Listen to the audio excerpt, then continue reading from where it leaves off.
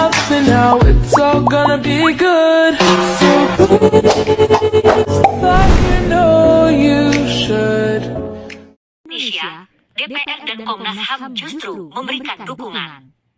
Jakarta, Kompas.com, Kantor Hak Asasi Manusia Perserikatan Bangsa-Bangsa, PBB, baru-baru ini menyoroti gelombang aksi unjuk rasa di Indonesia yang berujung pada kerusuhan dan penjarahan yang terjadi pada tanggal 25, 28, 30, dan 31 Agustus 2025.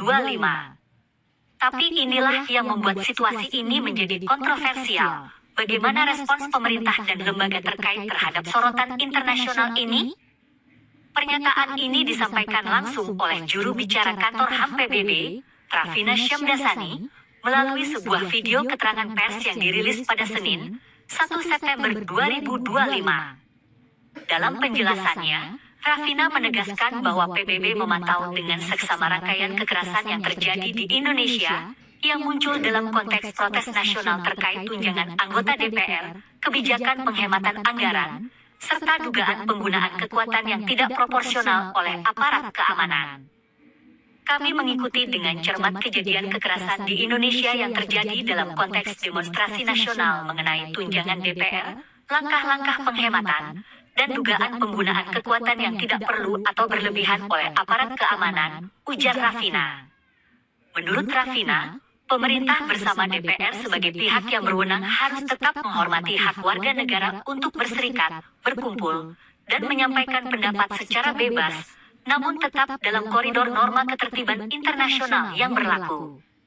Ini adalah bagian yang sering terlewatkan oleh banyak orang. Kebebasan berpendapat bukan berarti tanpa batas, tapi juga tidak boleh dibungkam secara sewenang-wenang.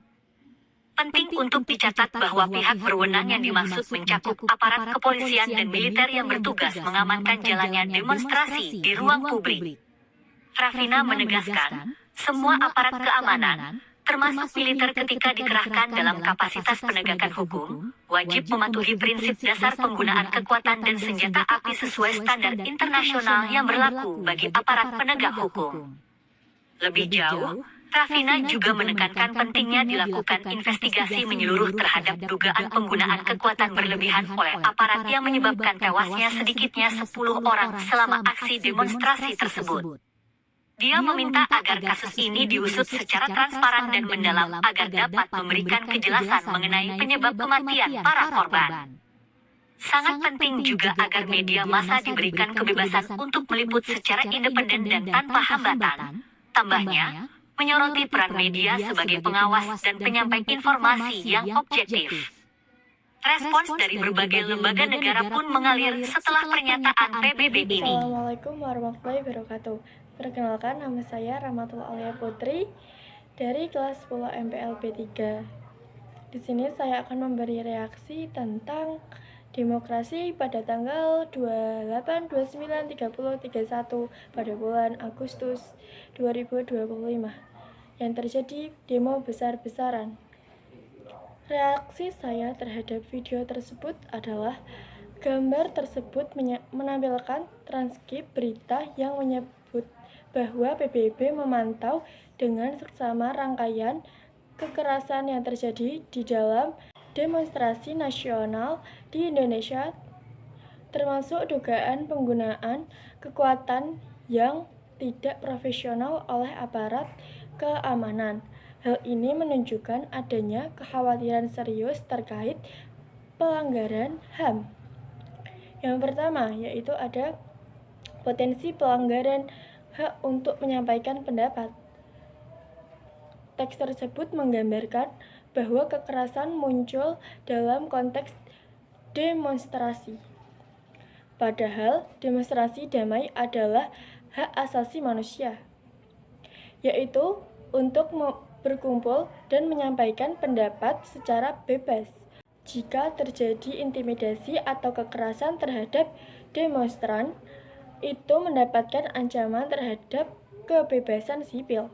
Yang kedua, yaitu ada penggunaan kekuatan berlebihan oleh aparat. Disebut adanya dugaan penggunaan kekuatan yang tidak profesional oleh aparat keamanan ini sangat sensitif dalam isu HAM. Karena aparat negara wajib melindungi warga, bukan justru melakukan tindakan represif atau kekerasan. Penggunaan kekerasan berlebihan dapat melanggar HAM, yaitu hak untuk bebas dari berkembang fisik. Yang kedua ada untuk bebas dari perlakuan sewenang-wenang. Yang ketiga ada hak atas rasa aman. Yang ketiga ada pemantauan PBB sebagai indikasi serius. Fakta bahwa PBB ikut memantau menunjukkan bahwa situasi ini memiliki perhatian internasional. Biasanya PBB turun tangan ketika ada risiko atau dugaan pelanggaran HAM sistematis. Secara keseluruhan, gambar tersebut menggambarkan pentingnya memastikan bahwa setiap tindakan aparat tetap sesuai standar HAM dan bahwa hak-hak warga negara harus dijamin dalam setiap keadaan, termasuk saat demonstrasi. Penanganan pemerintah dinilai kurang transparan. Ada banyak laporan kekerasan terhadap warga sipil.